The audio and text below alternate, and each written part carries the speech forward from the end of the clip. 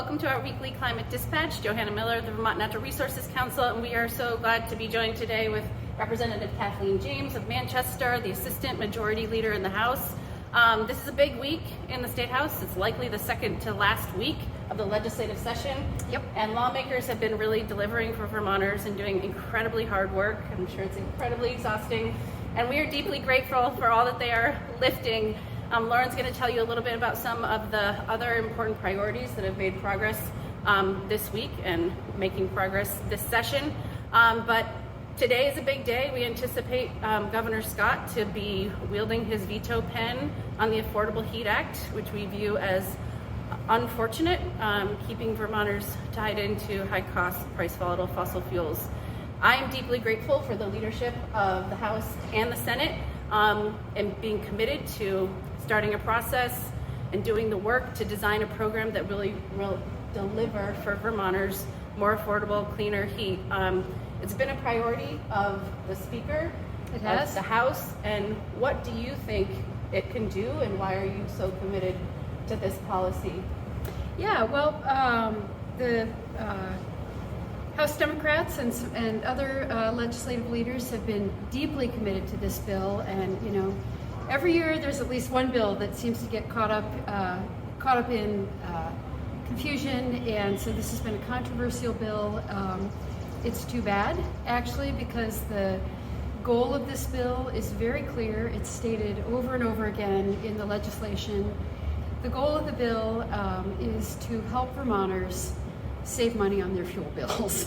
And so, at a time when fossil fuel prices are rising, there's not a whole lot that we can do to help Vermonters with that right now.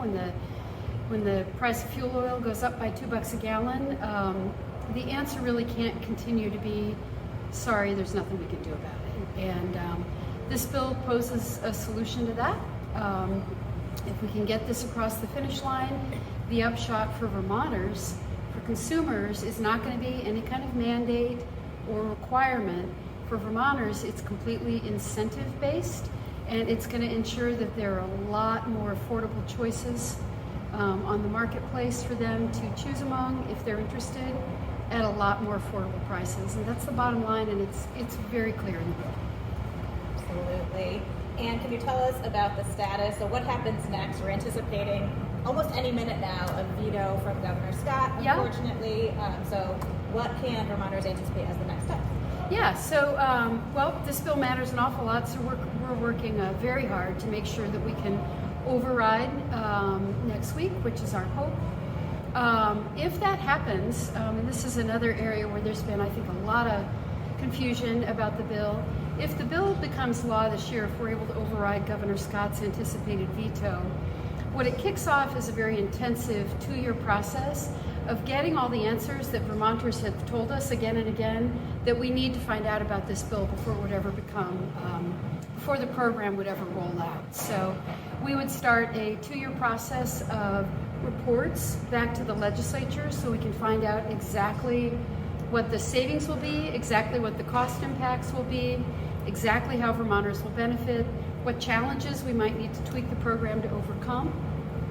Over the next 2 years, that very detailed process will roll out, and then the whole shebang comes back to the legislature for another round of scrutiny in 2025.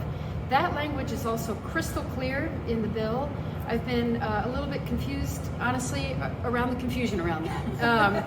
I, with a couple other legislators, introduced an amendment to make absolutely sure that the so-called check back is what we intend it to be, which is that with all of the information in hand and with all the rules and regulations hammered out, this will come back to the legislature in January 2025. We'll develop another bill based on all of that information. We'll take testimony. The House and the Senate will have to vote again, and we'll be right back here, but with a lot more detailed information in hand, which again is what folks told us they want and what we should be doing anyway. So stay tuned. Yep, voting no this year would mean that you don't think we should go forward with learning more. And when you're facing, rising fuel prices, and when you're facing, a climate crisis, no, we don't want to find out more. That's not okay.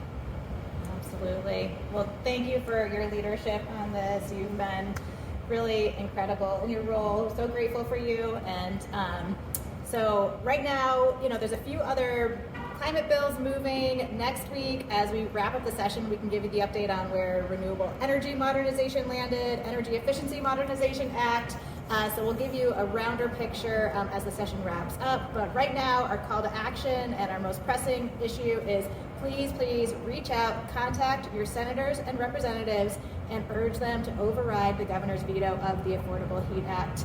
As Representative James said, we need to move forward with understanding how this program would work for Vermonters, bring that information back to the legislature for action. We need to be helping Vermonters access cleaner, cheaper heat, and we need to be doing our part on the climate crisis. So thank you again. Yep. Thanks for making your voice heard. Yeah. And take care, everyone. We'll see you next week. Thanks.